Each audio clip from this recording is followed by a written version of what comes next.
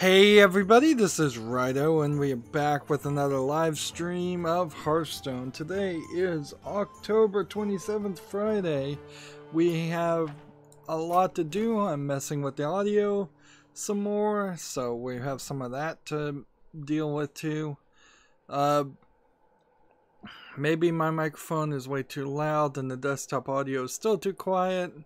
But you know, it's so weird how I hear things compared to other people.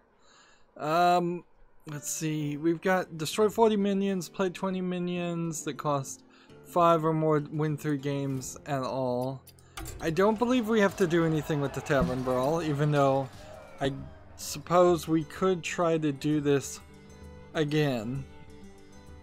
We might as well. It's a stupid Tavern Brawl, certainly. We don't have another free entry or something for the arena, and ranked play has been abandoned, so as long as we just get to rank 20 at least, that's all I care about. Like, this is even bugged out, so like it doesn't even tell you. It's ranked 19, but whatever. So we're on the Americas account. Let's do this. Let's try this. Let's get into this. I started a little late because I'm in the process of trying to upload all of my old Hearthstone videos to schedule them. I have fallen very far behind it and just completely filled up my hard drive. Never again am I going to fall that far behind. I shouldn't say never, but I'm going to try very, very hard to break up videos and have them ready to be uploaded in smaller batches a lot quicker. We've got a ton of things to do. Let's go with the pirate, because the pirate is clearly the best one of these three in my experience.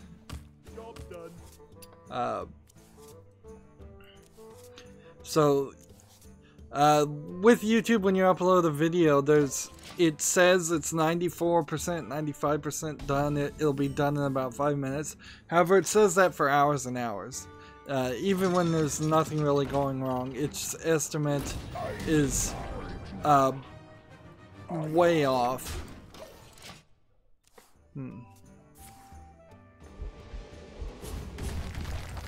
Let's see. Last stream, Wednesday was just not my day.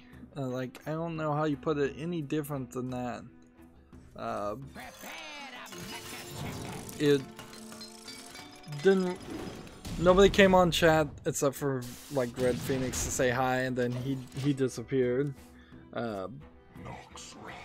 And then there was like a spammer that I blocked and reported, and that was the end of that. What made Wednesday such a bad day? I'm not so sure. I have no idea, really. But yeah, it didn't work. I guess I'll just do this. I need to play this for my goal of playing cards that cost 5. We have a decent amount of news from the higher perspective of it actually being let's see. If you control no part, give your weapon +1/+1. If you play this, I can give myself a weapon here, but I think this is the right move. Yep. Hey, give me that. Seriously?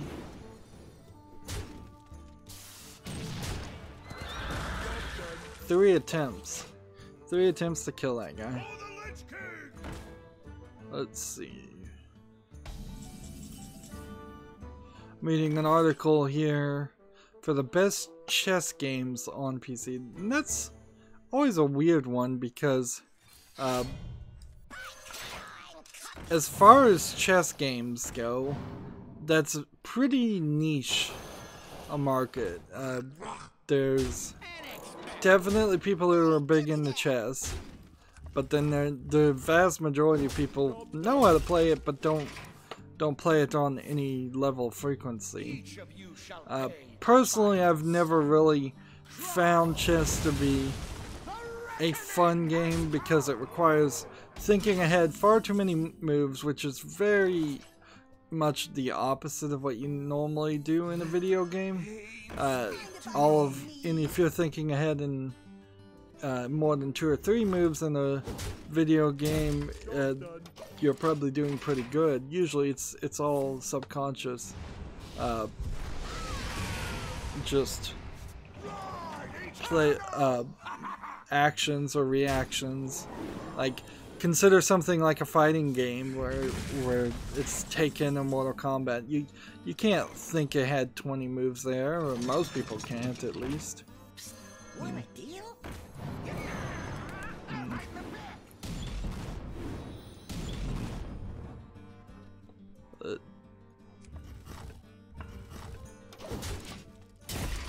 So yeah, and this article really doesn't do too much as far as pointing out what the best chess game is. There's some cell phone ones. There's chess kind of by internet mail that you can do, where you take one move and then you send it to your friend or just a random person online, and then they take their move. Those are probably the best, particularly if it has a cell phone app that integrates with it. I know there was one, I think for chess.com, that would do puzzles and like daily quests and things to try to expand the idea of playing chess as much as possible. But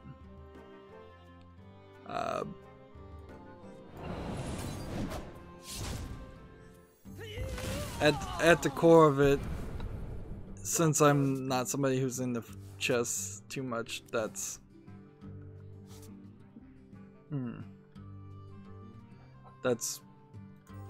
not something that interests me. I will be interested in the new, like, very fancy looking chess game that you can play in VR that's been announced. I don't know the name of it, but honestly, the only chess game I ever really liked was Battle Chess, for its cutesy animations and being something that came out at a very specific time in PC gaming where, you know, practically doing anything was amazing. Want a deal? Let's see.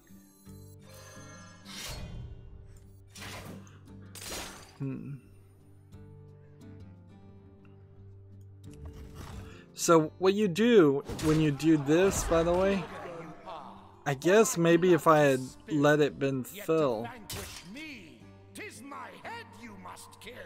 So now he just becomes immune and you have to do 35 more damage on this.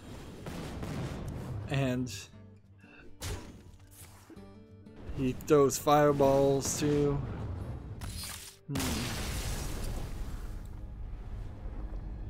There's a bunch of original Xbox games and other games coming to the Xbox Games Pass service.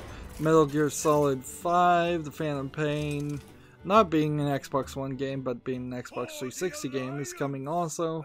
Resident Evil HD, Halo Wars Definitive Edition, Oddworld New Tasty, The World of Van Helsing, Death Trap, Skyforce Anniversary, and Mega Man 9. So the idea of the Games Pass and Netflix for video games is starting to make a little bit more sense. Again, I'm messing with the audio, so if somebody wants to say that it sounds way too loud on the music or something, I would probably agree with them and use that as an excuse to turn it down, but I wouldn't be surprised if that's exactly the opposite. So this passive ability will cast every spell twice if you have twice the mana, which is interesting.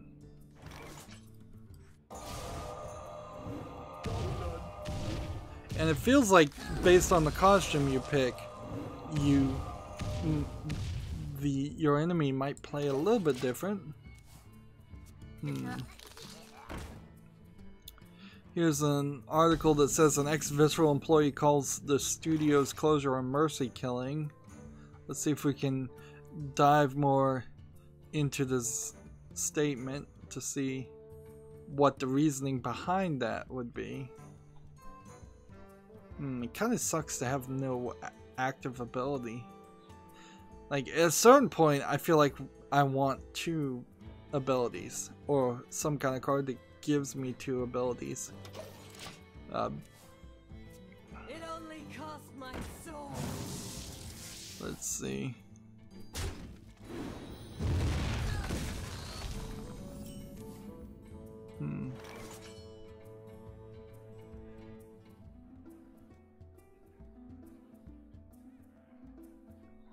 Let's see. Now, if I do this, that gives me 2 extra things. Extra gems.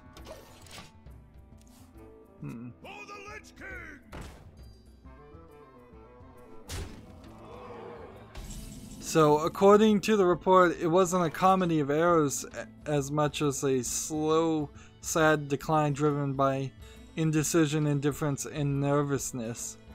So, just kind of weak management.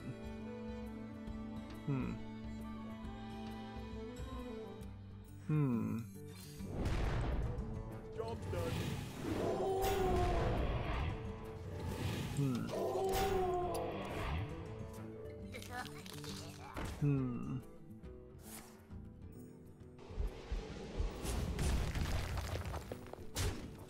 Oh wow, this article is pretty much putting it on the lady that they brought over from Naughty Dog, who had made the Uncharted games.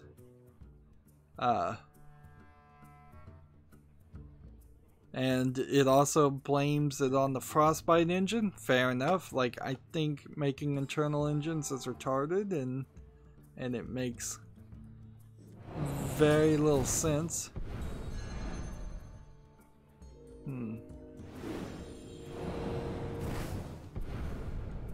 Wow, I just put that card in his hand, back in his hand. What a crazy thing to do. I'm surprised that even animated.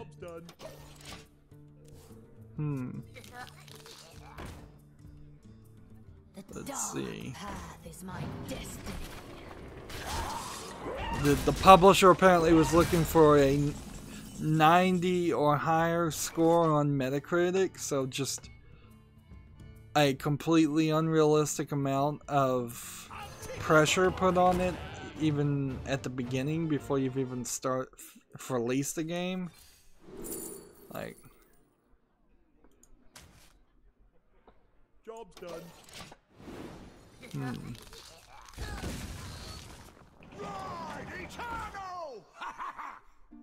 Wow. So if this article is to be believed, like, EA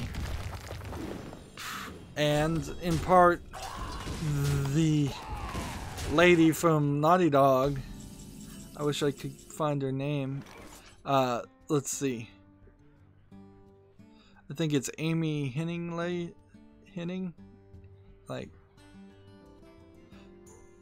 Like she was not put in a good position to succeed, and she frankly didn't seem like she's gonna succeed.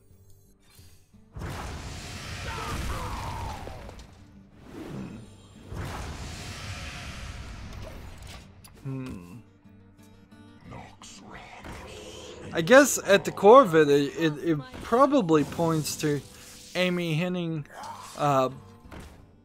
making a bad deal and working with the wrong company and not knowing her own limitations and seeing a bad deal in front when it was in front of her.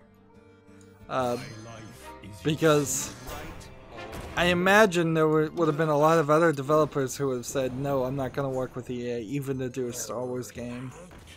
But I bet EA made a bunch of promises and didn't deliver on half of them. Moving on though, that's still a lot of speculation, and we'll get more in depth. We may get more in depth explanations of what happened to Visceral down the years. Let's see.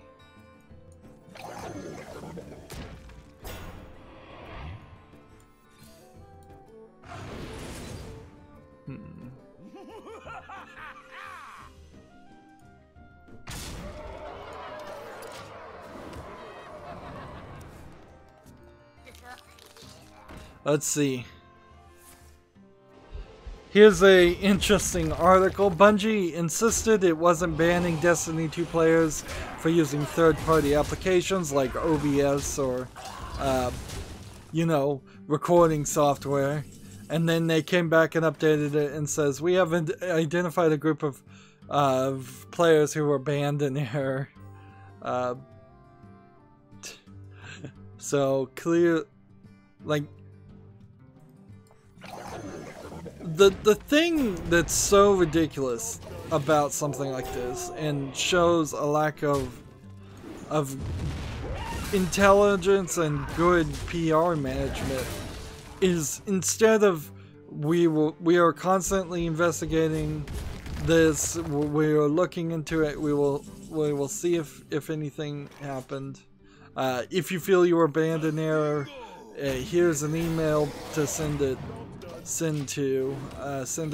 message to, and instead of trying to do that customer service in the background, they just dug in their heels and said, no, we're perfect, no, we're right. And like, nobody wants to hear that.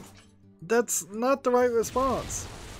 Like, you don't want to hear that from a 2-year-old when you come home and you see there's a bunch of crayon drawings on the wall and you go, did you draw on the wall? You don't want to hear him say, no, I didn't. No, it wasn't me. It's like, we know it was you.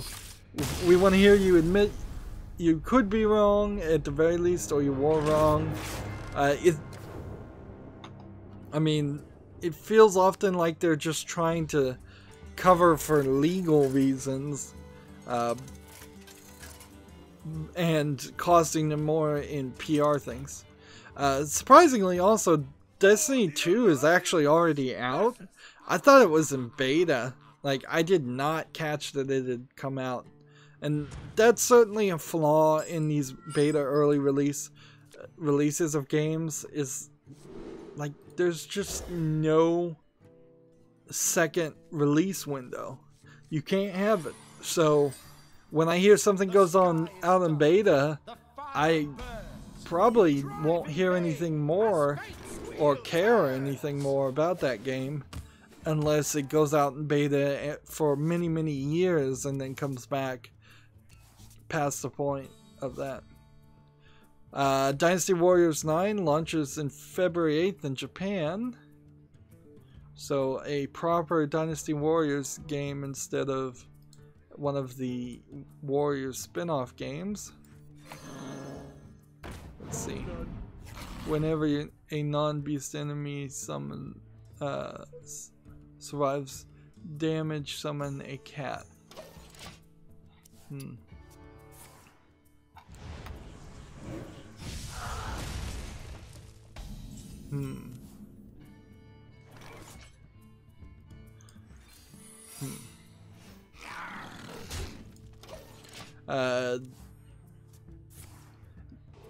DJ Max Respect has an early purchase bonus of Guilty Gear collaboration song set, which is to say, if you pre-order it, there's a pre-order bonus.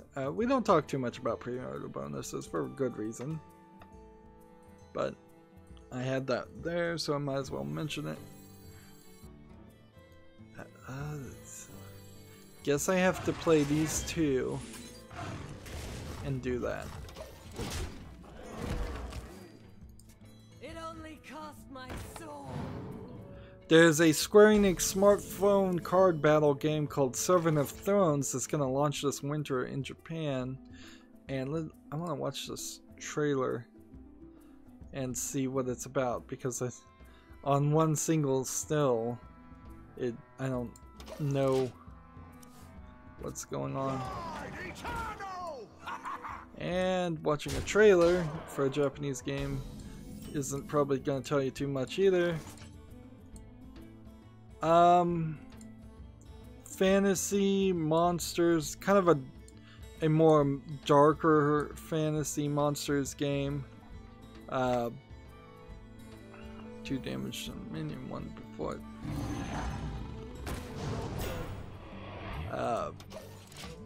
But no real gameplay. Blood being shown in the trailer. So there's gonna be not as much, no real cutesiness in this card game, so that might hurt it. It's coming out both iOS and Android. And one would assume that it's free to play, or free to begin with, at least. Where shall I strike? See, and with the YouTube, not adpocalypse, we're sort of past that. That it's still around, but it's not the biggest issue right now. But with the YouTube ad-friendly things, I wonder if any of these, if a card battling game like that might just be slightly too risque in some of the characterization and the costumes of the fantasy characters, which might get a lot of episodes banned. And frankly, I don't think it's going to be popular enough to beat Hearthstone, but maybe it would come out. I guess the other thing too is, if there's going to be a card game that I'm going to play, it's pretty much going to have to be well, yeah, it's going to have to be a game that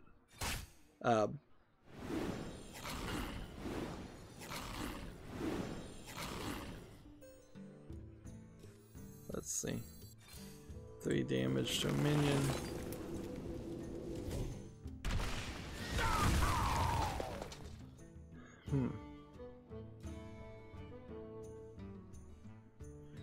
Let's see, at the start of your turn, destroy this and summon 2 sinister saplings.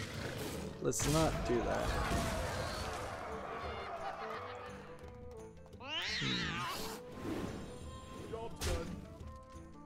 There we go. Yeah, it would have, if I was going to play a new card game, it would have to be on the PC too, and we have no guarantee of that. GeForce, kind of in a sneak release just to keep up pressure on AMD, has decided to, you know what, I probably should stop playing these and just play regular games to get the wins, because I do have to get all the daily quests done. I don't think I did as good of a job trading out things as I possibly could have, but I don't know. Yeah, let's not do this. Let's concede and let's move on to just playing regular ranked play. Like, we're making decent progress on destroying minions and playing 20 minions that cost 5 or more, but we're not making any progress on victories, and we've shown off each of those. I have won on the Tavern Brawls, but obviously not as much as one would like. So the GTX 1070 Ti is slightly below in some things compared to the 1080, and it is nearly double what the 970 is, and that's the video card I have. So it's a $450 video card that honestly I feel like they should give to me for free, because they lied to me about the 970 and how much RAM and how fast the RAM was in it in the video card, and that has severely hurt the performance of some of my games. So it really becomes a question of, can you get a good deal with a 1080, a new 1080 that hasn't been used for Bitcoin mining, unless you really want to run the gamble and get one, or do you get the 1070 Ti, which all NVIDIA is not allowing any of them to be overclocked, because if you slightly overclocked a 1080, I mean a 1070 Ti, you're going to be within the range of a stock 1080, and so there really was barely enough room in this instance for the for there to even be room to release this, and this was really just because of competition, and it's one of those weird instances of the competition actually helping the market. But the idea in general that competition helps the shopper in markets happens on rare occasions, but in most cases it doesn't. Or it happens in unnoticeable and kind of useless ways.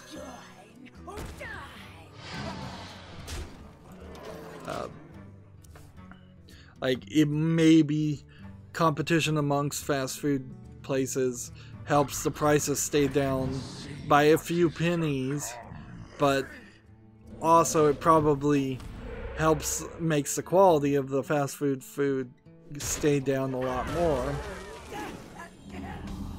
Here's kind of a non-article. Assassin's Creed Origins is out and you can pet kittens. So, okay. I guess that kind of makes sense since it's set in the world of, well, it's set in the world of ancient Egypt. I hope you like my invention. I hope you like my invention.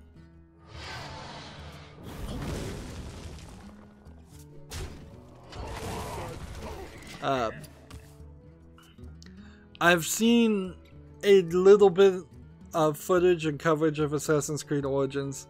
It's still incredibly buggy, considering they took a year off. They did not seem to really focus or care about that. It is completely now an open world, full of submission games. And it's kind of awkward because I've also been watching coverage of Super Mario Odyssey, and honestly, Super Mario Odyssey is the first game I've wanted to play from Nintendo since probably Super Mario Galaxy 1. So it's been a real long time since I've even thought, yeah, maybe I want to play a Nintendo game again. I haven't even given it a consideration.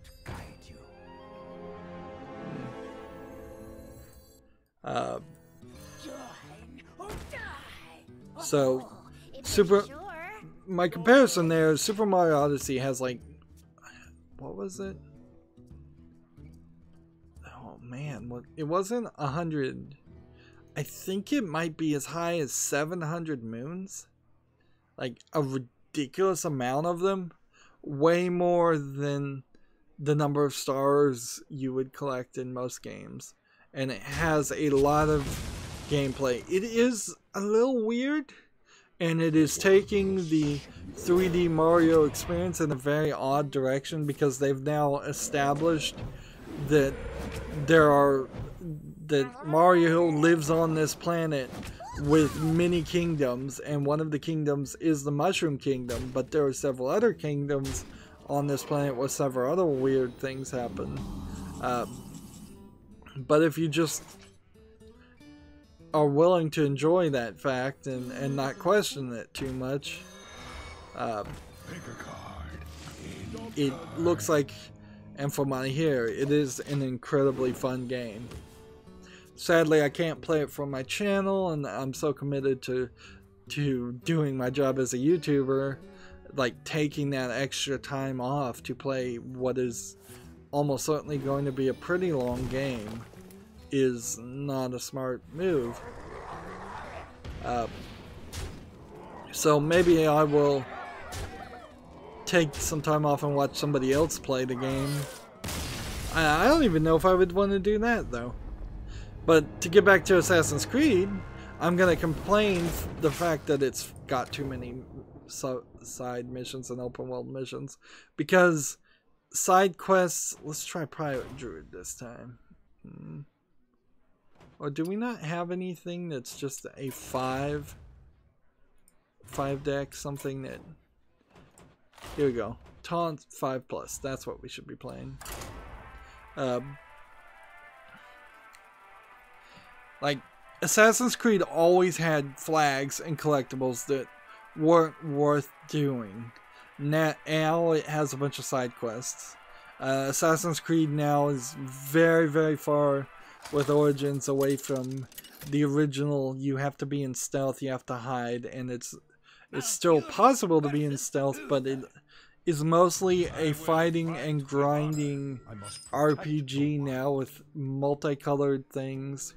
It seems like they've fully abandoned or don't care at all about the concept of the Animus and going into the future, and fine. That is probably the best move they could ever make. It doesn't seem like it has very many boat missions. And it's, I would say the voice acting sounds a little weird, because you got a bunch of people doing Egyptian accents, and I personally don't even know what an Egyptian is supposed to sound like without it probably coming out as some kind of stereotype. And this would be ancient Egyptians translated to English anyway, so that just makes it even more confusing.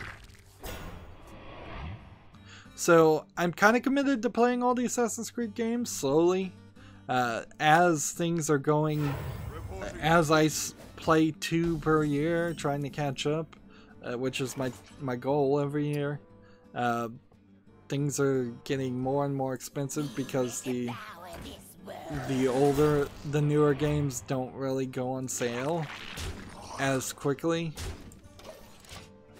So, like, trying to play Black Flag is, like, well, the next game I have to play is Assassin's Creed Revelations, which is number 4 in the series. And after that is Assassin's Creed 3, and Assassin's Creed 3 isn't as low as I'd like it. And then after that is Black Flag, and that is nowhere as low as I would like its price to be.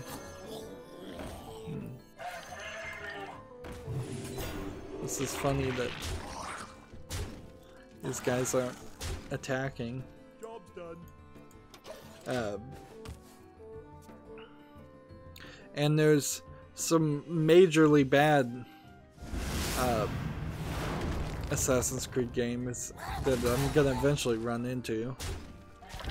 Moving back with the news, Konami is working on a live-action Contra movie and TV show.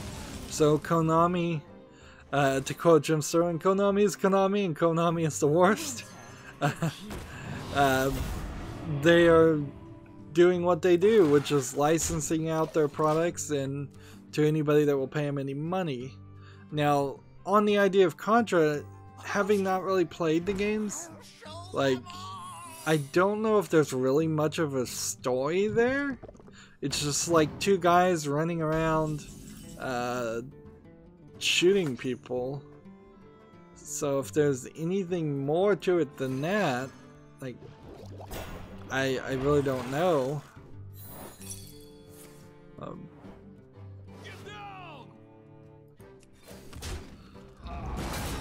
So, like, you could call something Contra, and honestly, Contra is probably not even a copyrightable term. You probably could have made a movie or TV show called Contra to begin with.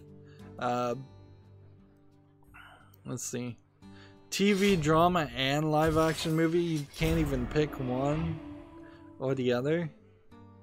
Like, this is not going anywhere as a development. Hearthstone Deck Tracker has now a Twitch extension since Twitch announced that, so that if you're a Twitch streamer, which I'm not, you can then use that.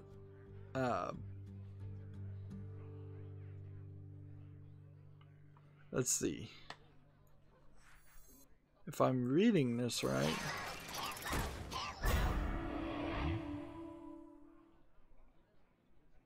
Oh, so you can install it now directly if you're a viewer via Twitch extension, so you don't, the streamer themselves,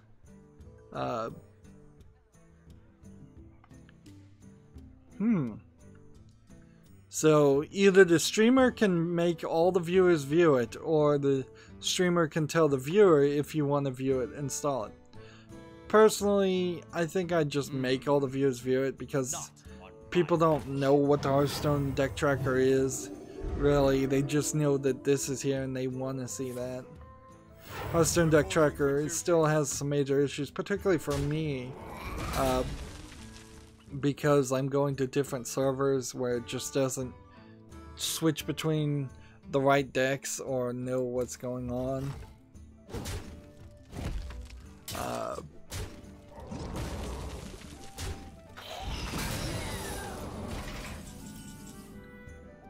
Let's see. I have returned. So apparently Patreon put out a open letter. Well, no, Patreon published a clearer stance regarding adult content, and now the developers are pushing back in an open letter going, we don't think that's really clear. I wonder. So let's read what it says.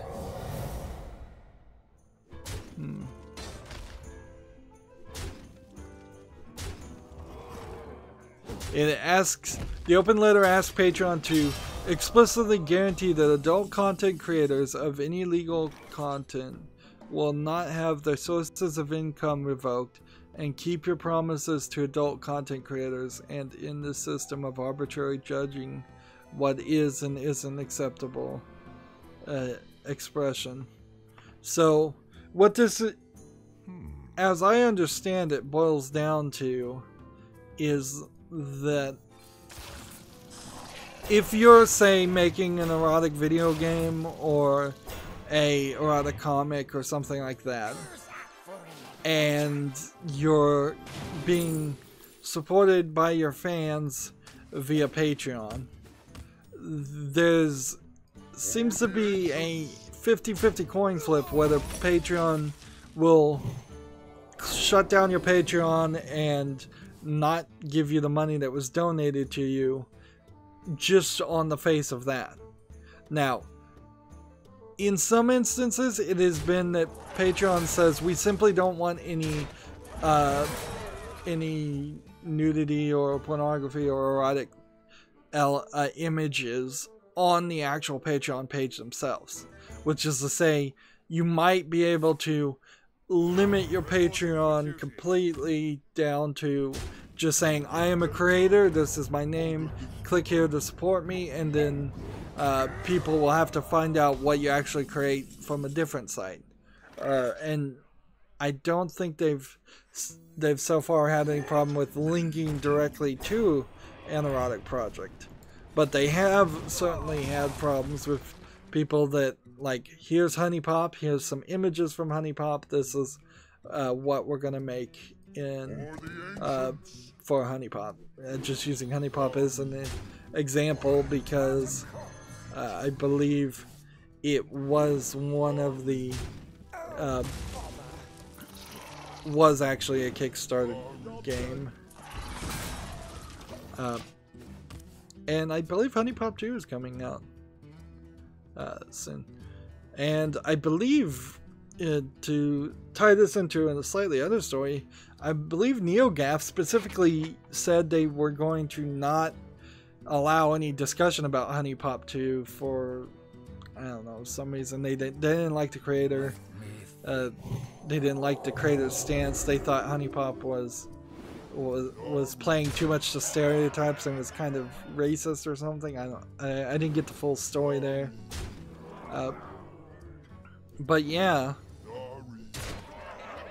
Patreon needs to just make themselves clear, just like YouTube should make itself clear with their whole not ad-friendly things. It's so ridiculous. This whole week I've been seeing ads on YouTube of, like, you know, 19, 20-year-old girls dancing around for some kind of app, and the entire commercial is nothing but this girl just dancing to rap music in a slightly high cut-off t-shirt so you can see her midriff, and tight pants. Not incredibly tight pants or anything, but clearly this app is only selling on sex appeal and nothing else, and it's certainly targeting minorities for some reason, and I don't know, but like, if you applied half of the rules of YouTube's ad-friendly guidelines as they're broadly written, the ad itself wouldn't be allowed. And yet I've been seeing it.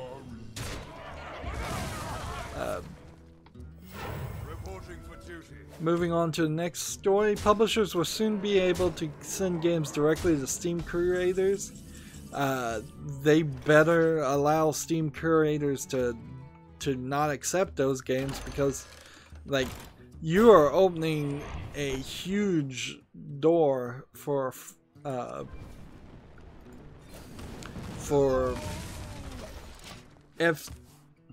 FTC violations of non-disclosure if people can send their games to, say, Total Biscuit, and then Total Biscuit reviews the game and then looks in his Steam account and goes, oh, this game was actually given to me and I didn't even realize it. Let's see. In general, the next update that is being talked about here is all around the idea of improving the experience for curators and making it better for curators. I think one of the things they'll be able to do is maybe better upload videos or use videos in their own pages a little bit better. It's all in a pre-beta stage right now, according to this article.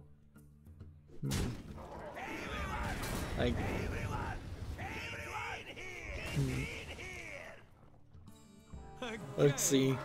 If becoming a curator started to look more useful, like video embeds, that's one of the things, like, maybe that would be one way to expand my channel, is just become a Steam curator. Let's see.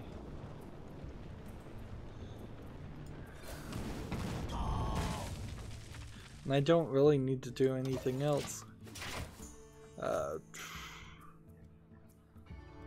Steam is doing several updates.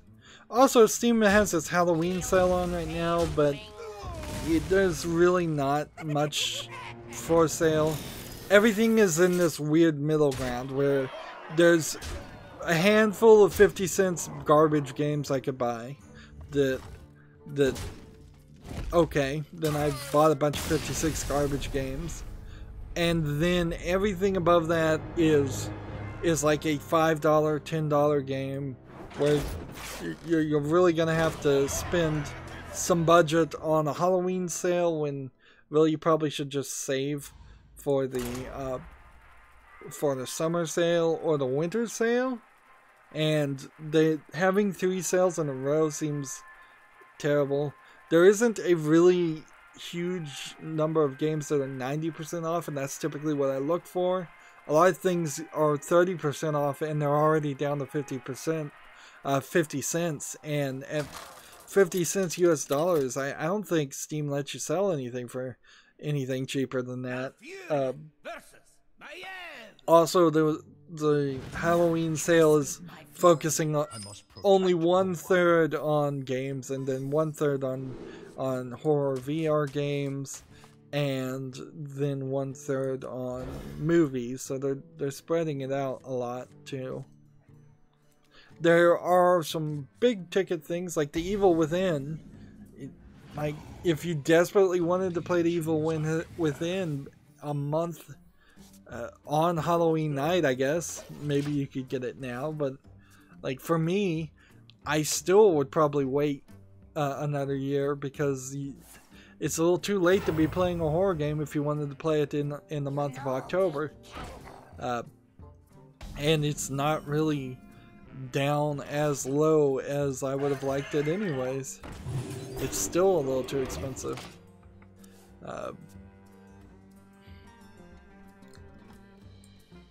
Let's see, apparently you can ride a unicorn in Assassin's Creed Origins too. I don't know if that's a loot thing or an Easter egg thing. The unicorn mount is an upgrade you can purchase from the Ubisoft store using 500 Helix credit. Yes, that is worth pointing out that almost certainly you're going to have to use Uplay to play the more recent Assassin's Creed games. I think you had to use Uplay starting with Assassin's Creed 2, and Uplay in itself can give people trouble and just not work. Way Too Late, the Mummy Demastered is now available. So this was supposed to be a video game that that was supposed to come out around the time of the Mummy movie, the Tom Cruise Mummy movie, where the lady wasn't even really a mummy. And let's see what the Steam page has it going for. $20, made by WayForward and published by WayForward, and it looks kind of like a Ghosts and Ghouls or Ghouls and Goblins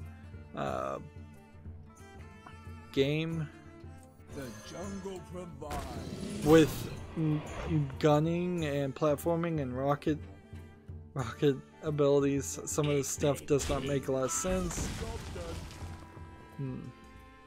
Yeah, it kind of also looks like a Castlevania ripoff. Like, this game should have been free, and that's what really gets weird about this. And this is rated E10+. It shouldn't have been. Like, this seems a little too violent. It's for it to be, and a little too horrific to be set in that time. And it seems like you don't even play as like Tom Cruise or anything. It seems like you play as just a standard person, like a standard military guy.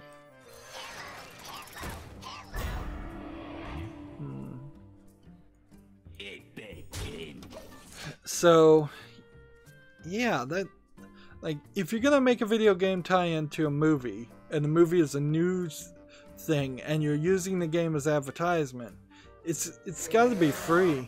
It's definitely got to be less than $20. Like, maybe you could get away with $20 if you felt like it was a $60 game and you were giving it some major a major discount there, but I would argue even then that probably is too expensive.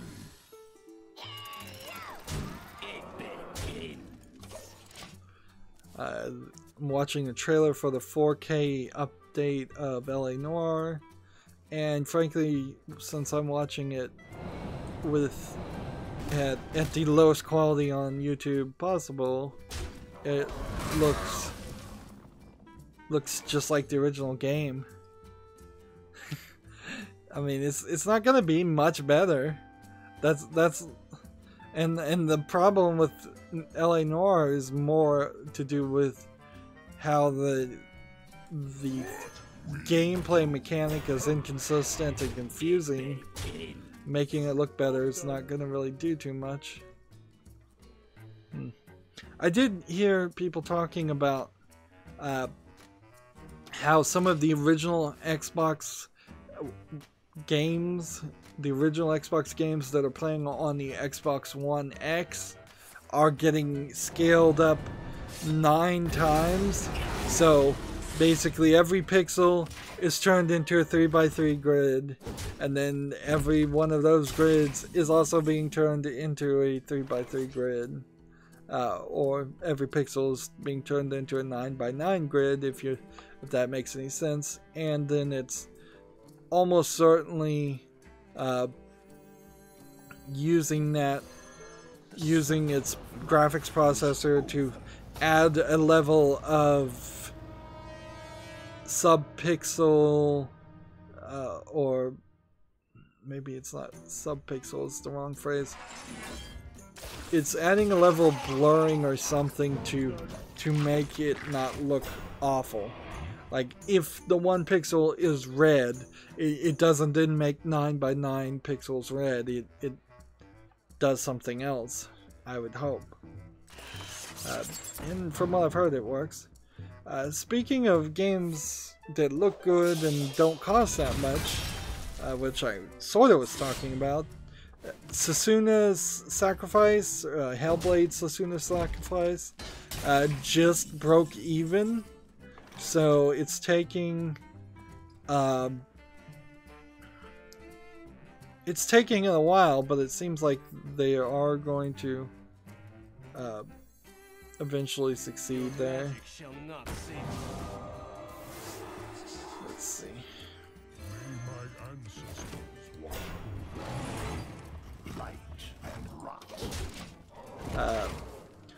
Some of the people who left NeoGAF have banded together to create a new forum called Reset Era. It's the idea. I was thinking about this is, if you're gonna start a new forum, which in a lot of ways there's a big question of should you, or is it gonna be successful to start a new forum in this day and age to talk about video games when you already have Reddit that doesn't have as many problems as I think it could, and you already also have Discord and YouTube and just so many other places where conversations kind of have. I guess YouTube's not the greatest equivalent to a forum, but I'm not sure there's that many people that want to talk on a forum anyways. There's a lot more people that want to hear, at least right now, it seems that way. There's a lot more people that want to hear other people's opinions than people that want to go and create their own opinions. And for the people that do want to create their own opinions, they're doing it on Twitch and YouTube, if that makes sense. Forums made a lot more sense before you could expand your ideas out in a visual matter or an audio matter. If I had to type all my thoughts about games in a review or a forum post, I would not cover most games, or it wouldn't be very good. And it certainly wouldn't be very long. But if you were going to make a new forum, I think you've got to probably I have no time make for some kind of board that allows rotating control and like majority voting out the one person who eventually they're gonna decide they don't like, because like that's really what this comes down to is unproven accusations that are now being denied by the person who ran NeoGAF caused a lot of people to quit NeoGAF.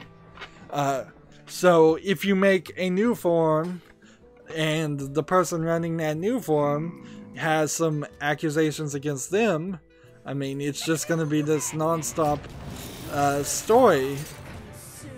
And even if there is a system to like vote out the person in charge of a forum or a message board, the scandal itself is still going to get a lot of people to decide to quit.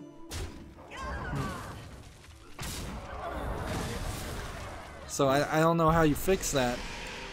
We certainly saw that on Reddit too, is that when Reddit got a new CEO, they didn't like what she was doing and they voted her out.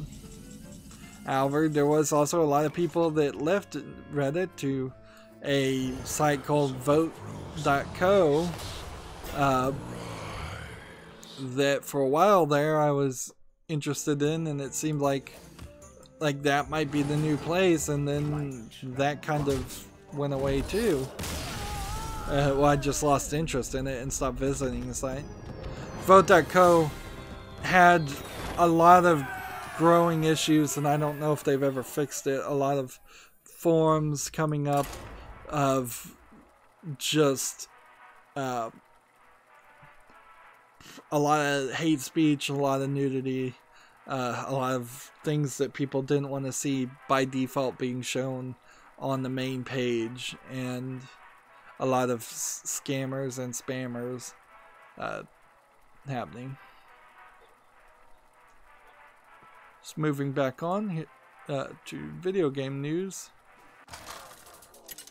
And yeah, I don't know about Discord. The thing about Discord is, unless Discord adapts some default message boards and makes some suggestions, like when you install Discord by default, or when I installed it, you didn't have anything, any forums or anything installed except for maybe a Discord support forum.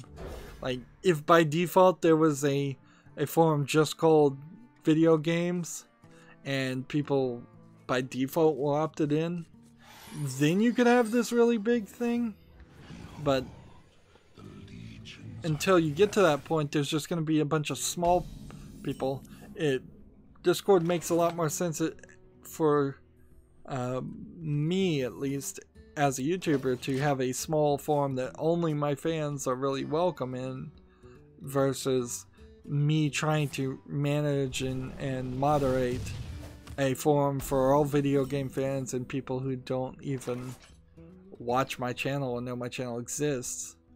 I saw on Facebook somebody say, I'm tired of all these mainstream YouTubers just playing the new games as soon as it comes out. And I'm like, okay, well then I guess you're probably one of the few people who would like my channel, because I don't play all the new games when they come out. I would if I could afford them and if it made sense, but I would play them all the way through to the end, whereas I think part of his frustration is that people just play the new games for a short time until the next new game comes out, and then they stop.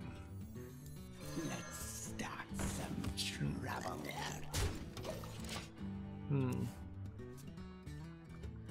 There's a game called Deadbeat Heroes that's a brawler.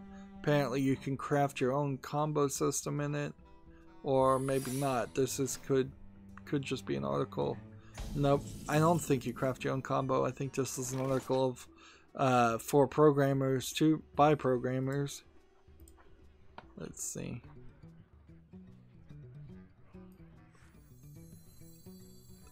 this. Then attack this. Give that minion a turn. Then attack that. There we go. Mega Man Maker rebrands, upgrades, and expands according to this article. So it's now been... It was originally released as Mega Maker. Now it's rebranded to Mega Man Maker. Wow. So it's going from less copyright infringement to more copyright infringement. Massively overhauled UI and additional a bundle of new enemies and bosses to its palette of dangers. Let's watch this video. The idea of a Mega Man Maker potentially adds a lot more to the idea than what the Mario games did. Just because Mega Mans were different games and they have different types of enemies and slightly different style of gameplay.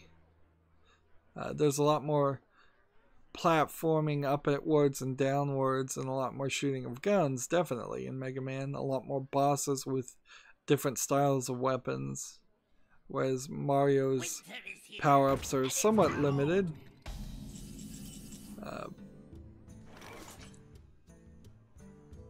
Let's see, here's an auto-scrolling level.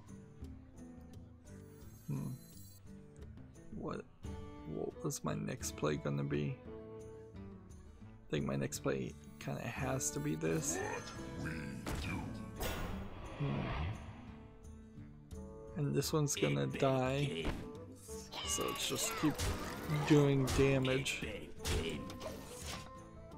Now, I will say that this Mega Man Maker game looks like the first 2 or 3 Mega Man games as I've seen them, and I've only really seen them in speedruns.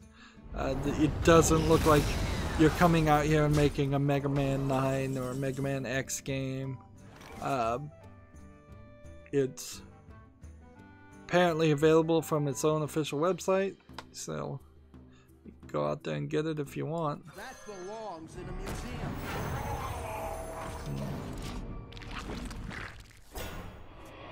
It seems strange that nobody's done anything. A game? So kind of you to join me.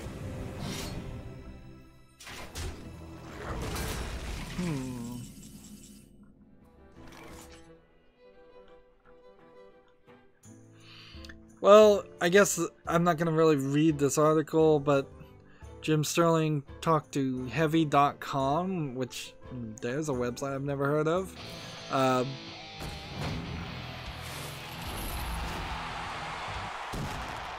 What are you going to give me? About how he's no longer really even pretending to be a video game critic.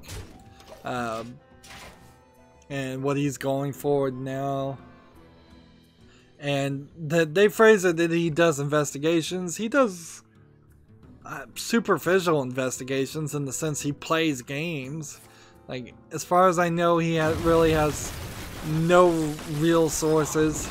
But how would one know a reporter's sources if you keep them secret? But he hasn't really broken anything interesting. And honestly, he just kind of repeats the same thing over and over again quite a lot. Like, he is 100% built around playing his character, which is built around causing drama. There was a thing he talked about where somebody photoshopped a video of a picture of him reviewing Mario Odyssey with a like 7 out of 10 when he hadn't even played the game, and he makes a whole video about that, which when really that was not news worth talking about. Like some troll on the internet makes a fake image. Maybe you put out a 5-second tweet denying it and saying, but making a whole video out of it. is ridiculous. Like, his friend on Jimquisition lore, Kate Dale, even though she's awful and doesn't write any quality articles, in my opinion, at all, at the very least, she does seem like she has some sources and actually does break on rare occasions new bits of information. But even when Jim Sterling is trying to pat himself on the back for being able to be this investigative journalist, he's got really nothing to show for it. Nothing I can think of, at least. Well played.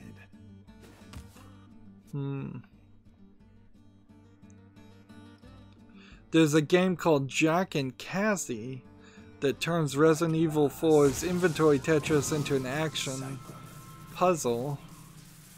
Let's see, it's a Kickstarter game, and let's see what the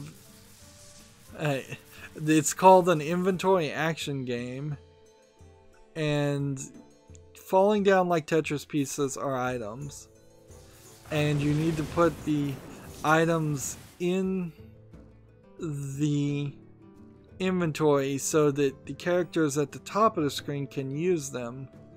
So there's like guns and bullets and weapons that you're giving to the character. This is actually a very interesting twist on how you would do a do something slightly different for a Tetris game. And it seems like either there's some level of items that are going to be a currency of something, or possibly they are it's just health items. And it's pretty much all the health items you'd see in Resident Evil 4. It's like fish, shotguns. Like I would never tell anybody to fund a Kickstarter, but at least that's a concept. Alright, so we've gone about an hour, and the only thing I need to do here is get 2 more victories, which I could do that in the post-show.